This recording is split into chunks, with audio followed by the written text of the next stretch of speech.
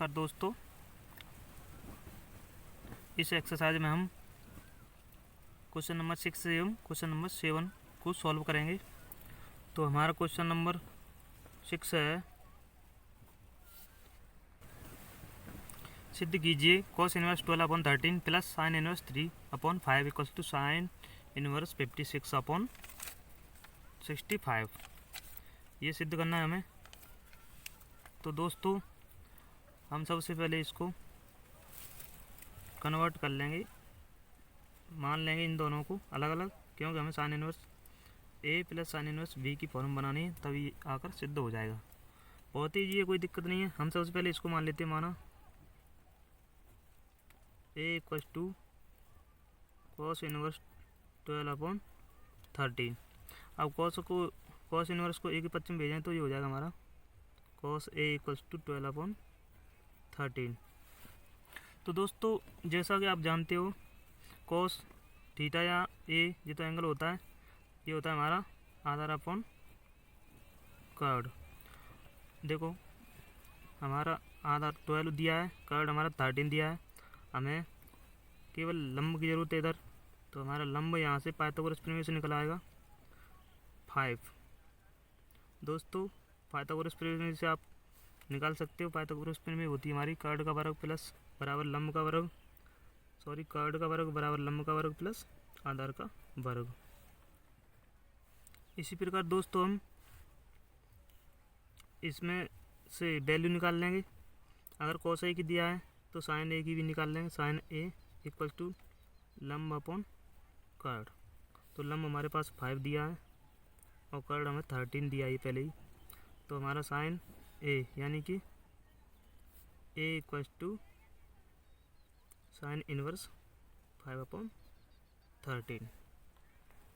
इसी प्रकार दोस्तों हम साइन इनवर्स 3/5 को मान लेंगे बी। तो ये हमारा हो जाएगा, साइन को इधर भेजें तो साइन बी, और ये हमारा बचेगा इधर 3/5, क्योंकि साइन बी यानी लंब अपॉन कर्ड होता है, इसलिए हमें आधार की ज़रूरत है। तो हमारा पाइथागोरस प्रमेय से आधार हमारा 4 आ जाएगा। और हमें यहाँ अगर हमें साइन भी दिया है तो कॉस डी भी यहाँ से निकाल सकते हैं। आधार अपॉन कर्ड होता है, आधार हमें दिया है 4 और कर्ड हमें 5 दिया है। तो अगर हम यहाँ से बी की वैल्यू निकालें तो आसानी से निकाल सकते हैं, कॉस इनवर्स 4/5। इसके आगे हम दोस्तों लिखेंगे साइन ए प्लस बी। इसका फार्मूला, ये फार्मूला होता है sign A cos B plus cos A sine B. दोस्तों इस प्रकार के क्वेश्चंस में हमें ये फार्मूला यानी कि ये ट्रिक याद होनी चाहिए। ये ट्रिक लगाई जाती है इसमें, तो ये हमें अपनी तरफ से लगाइए। इसके बाद दोस्तों हमें वैल्यूज लेनी है साइन ए कॉस बी और कॉस ए साइन ए, यानी कि इन सब की वैल्यू लेनी है। तो साइन ए की वैल्यू भी हमारे पास है, ये साइन ए बराबर 5/13। कॉस ए की वैल्यू भी है और साइन बी की और कॉस बी की भी है, तो हम यहाँ पर पुट कर देंगे। तो साइन ए की वैल्यू हमारी है 5/13 और यहाँ पर क्रॉस चिन्ह लगा देंगे मल्टीप्लाई का। और कॉस बी की वैल्यू हमारे पास दिया हुआ है 4/5 प्लस कॉस ए की वैल्यू हमारे पास है 12/13। तो हम यहाँ पर लिख देंगे 12/13 इंटू साइन बी की वैल्यू भी हमारे पास है, साइन बी को 3/5 ये हमारा साथ ही चल रहा है। अब हम इसको कैलकुलेट करेंगे, 5 से 5 कट हो जाएगा और यहाँ पर नहीं कट हो रहा है। तो 4 1 या 4/13 प्लस 12 3 36 यानी 12 36 अपॉन 13 5 65। अब दोस्तों यहाँ पर ये भी हमारे साथ ही चल रहा था, साइन ए प्लस बी, और इसके बाद हम इसको कैलकुलेशन करेंगे तो इन दोनों का एलसीएम जो है वो आ जाएगा हमारा 65 ही आएगा। अब 13 पंजे 65, 5 बार 5 चौक 20, इस तरह से कैलकुलेशन कर लेंगे। ये तो एक ही बार जाएगा तो 36 हो जाएगा। अब हमें यहाँ पर लिख देंगे, ये इन दोनों को ऐड करें तो 56/65। और जैसा कि आपको दिखाई दे ही रहा है दोस्तों, ये वैल्यू साथ ही चल रही थी, इसको यहाँ पर लिख लेंगे हम sin a + b = 56/65। और यहाँ साइन को इधर उधर भेजेंगे तो ये हमारा बचेगा a + b = sin इनवर्स 56/65। ये हमारा सॉल्व हो चुका है दोस्तों, ये हमारा आ चुका है RHS के बराबर। That's all. इसके बाद है दोस्तों क्वेश्चन नंबर 7। सिद्ध कीजिए tan inverse 63/16 = sin inverse 5/13 + cos inverse 3/5। तो दोस्तों हमें RHS से LHS सिद्ध करके लाना है।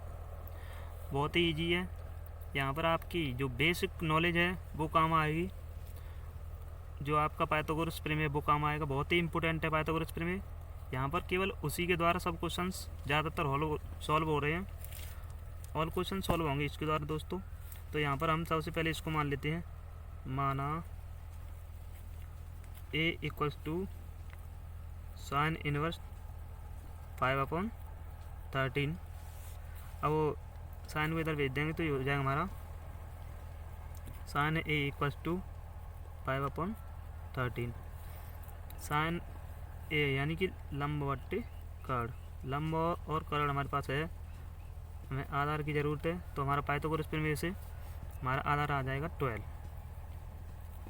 ठीक है दोस्तों, अब हमें ज़रूरत है, क्योंकि हमें 10 लाना है इधर, तो 10 निकालेंगे इसमें से। 10a ये हमारा हो जाएगा लंब अपन आधार। तो हमारा 10 की वैल्यू निकलेगी हमारी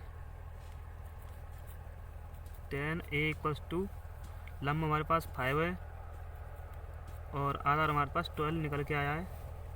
इसी की ज़रूरत पड़ेगी दोस्तों इस क्वेश्चन में। अब दोस्तों हमें इसको भी मानना पड़ेगा, cos इनवर्स मान लेते हैं। तो माना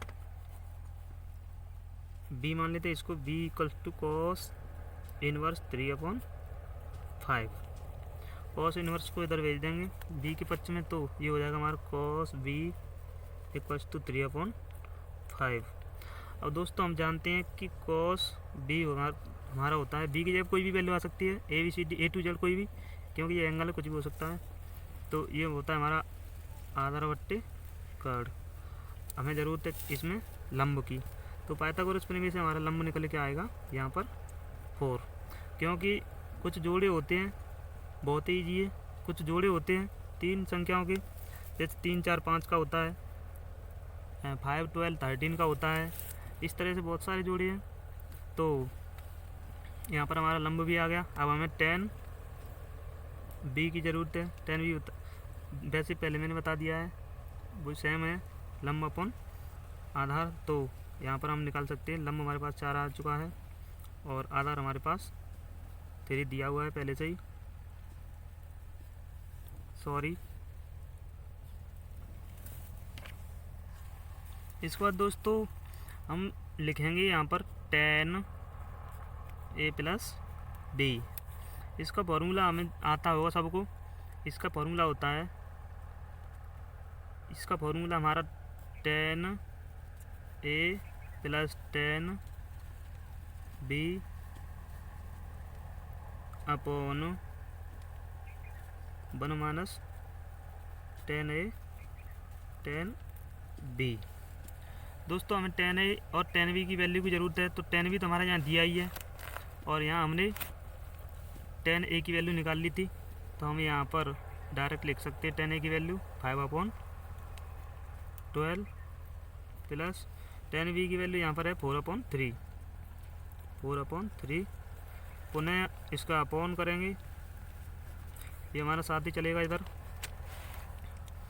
तो 1 माइनस 10 यानी कि 5/12 इंटू 4/3।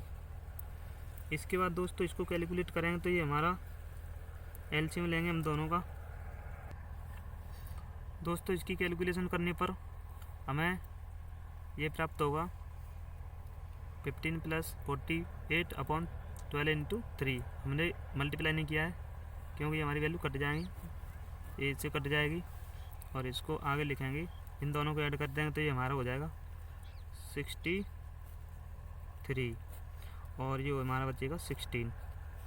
दोस्तों अब यहाँ से 10 को उधर भेजेंगे तो ये हमारा आएगा a + b = 10 इनवर्स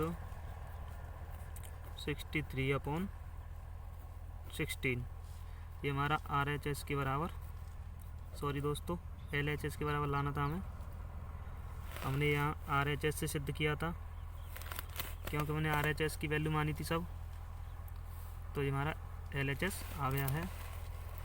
आप देख सकते हो, वीडियो को पॉज करके दोबारा देख सकते हो। अगर कोई प्रॉब्लम्स आती हैं तो यू कैन कमेंट